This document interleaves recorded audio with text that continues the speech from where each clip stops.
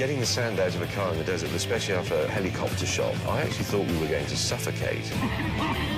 I was trying to get on the radio saying you better take the helicopter away because, ha ha ha, not for telly, not a joke, we actually can't breathe. I've got every single 1920s disease. You end up with these massive crusty gilberts up your nose. Guys, come on.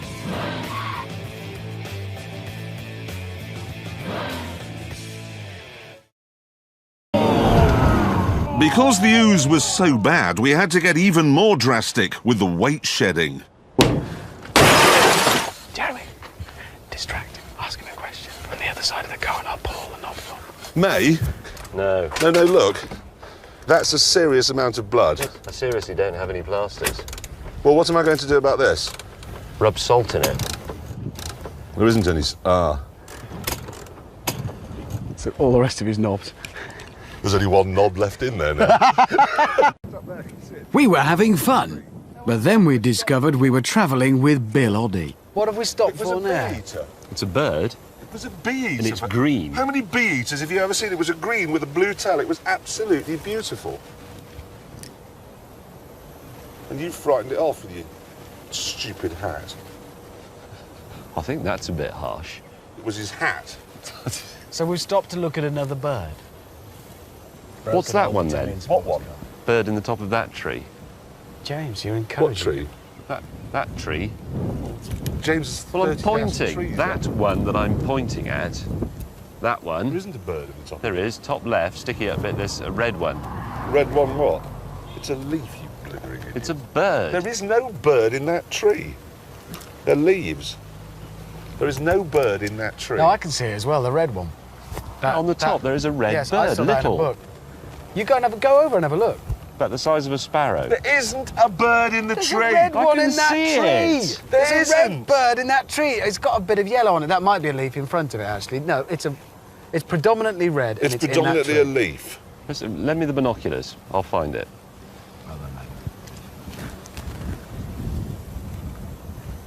There it is, clear as day. He's gone to get his bird book. Jeremy, are you bird spotting? No. You've got a pen. Why have you got a pen? You tick them off when you've seen them in your book.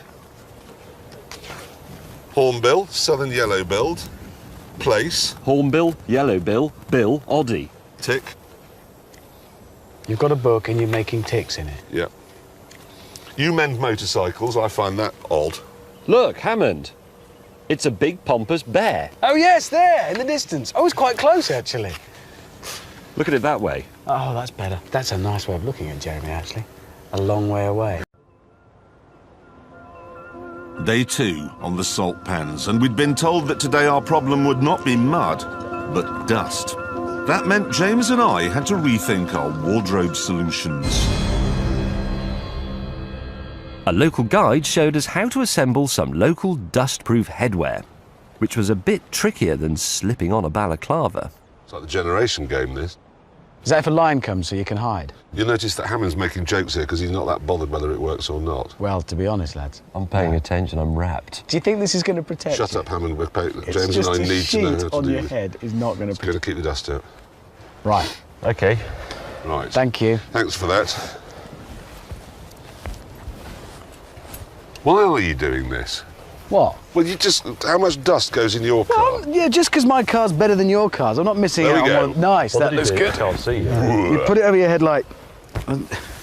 I've forgotten everything he did. What did he did that, didn't He he? did a that. twisty thing. As you know, I'm not a practical man. No, you're really not. Hey, this is Jeremy, working. Do you reckon Jeremy can cut himself with one of these? Almost certainly. The trouble I've got is my head's quite big. Really? Good grief, Jeremy. Really? Jeremy's got a big head, you say? There's no need to do that, James. That's just showing off. That's what he did. James, you look like the elephant It won't man. go round. Mine isn't big enough. James, you look like you got out of the shower. Girls can do this, can't they, with towels? Bloody Nora. Maybe if I... I've done it. This is... I've got like neck curtains hanging down here. I can't get the twisty thing on. Yeah. Rock and roll. If I get on this side, you get on that side. You need somebody on both sides, Why? because then it seems to shut better. Ready? Ready? We don't just say ready. You have to go ready, steady. Ready, steady. No, Ready, steady. Ready, steady.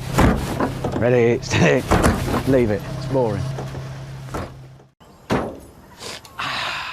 Is that technically possible? Probably not. I'm 47 years, I've never been speechless. But in truth, Jeremy shouldn't have been that surprised, because as we were learning on our travels, bushcraft car maintenance is quite an art in Botswana. And that in turn made us think about one of our esteemed BBC colleagues.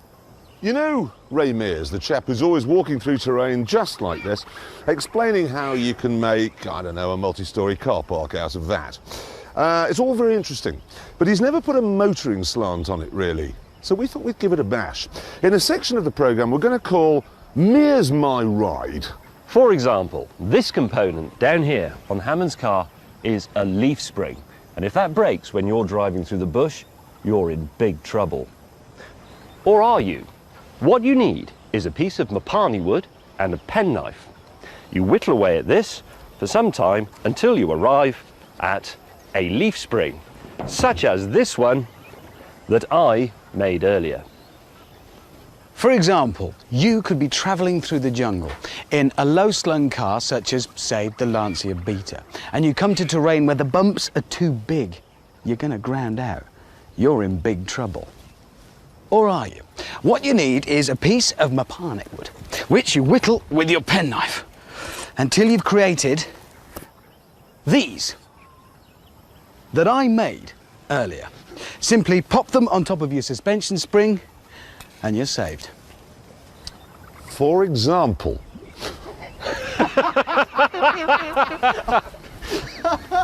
For example, if when you're driving through the bush your prop shaft snaps, you're in real trouble.